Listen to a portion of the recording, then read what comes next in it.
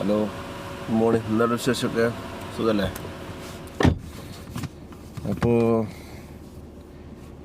ചൂട് 32 ഞാൻ കുറച്ച് കഴിഞ്ഞ് കൂടും. അപ്പോൾ ഇന്നലത്തെ കളി കണ്ടില്ല എല്ലാവരും? അതിൽ എടുത്തു പറയേണ്ട കളി നമ്മുടെ ഫസ്റ്റത്തെ കളിയാണ്, അതായത് ഖത്തറും സ്വിറ്റ്സർലാൻഡും. ഖത്തറിന് ഫസ്റ്റ് ഒരു അടിപൊളി ചാൻസ് കിട്ടി.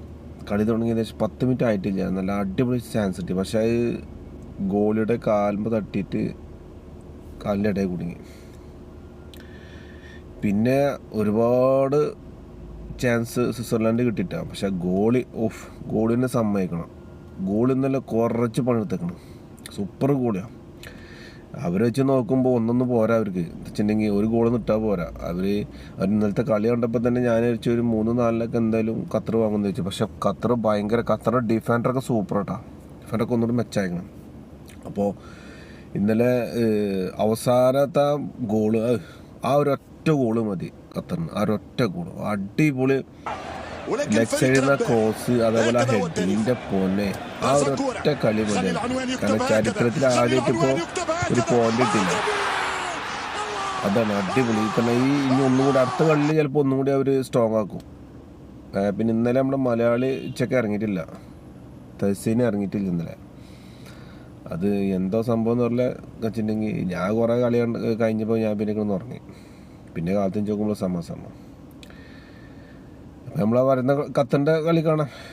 പിന്നെ അതേപോലെ തന്നെ എന്തായാലും ബ്രസീലിൻ്റെ കളി ഉണ്ടല്ലോ. മൊറോക്കോൻ്റെ പൊന്നെ, മൊറോക്കോ വീണ്ടും ടീമിങ്ങനെ എന്താ പറയുക, ഭയങ്കര പ്രതിരോധശേഷി അവർക്ക് കൂടി വരിക. കാരണം എന്താ ഒരു ഫസ്റ്റ് കളിച്ചിട്ടാണ്.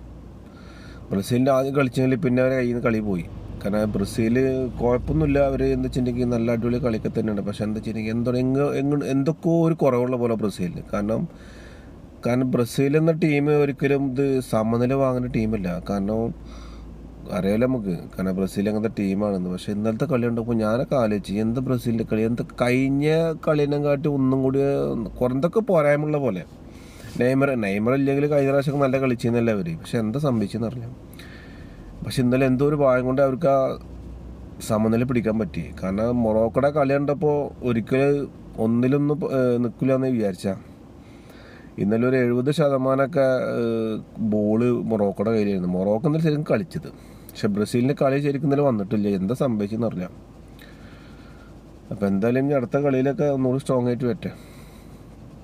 അപ്പോൾ ഇന്നലെ ഖത്തറിൻ്റെ ഗോള്, എൻ്റെ പൊന്നെ, അത് ശരിക്കണ്ട് അടിപൊളി ഗോളാണ്. ആ ഒരൊറ്റ ഗോള് മതി നമുക്ക് ആവേശം കൂട്ടാൻ. ഓക്കെ.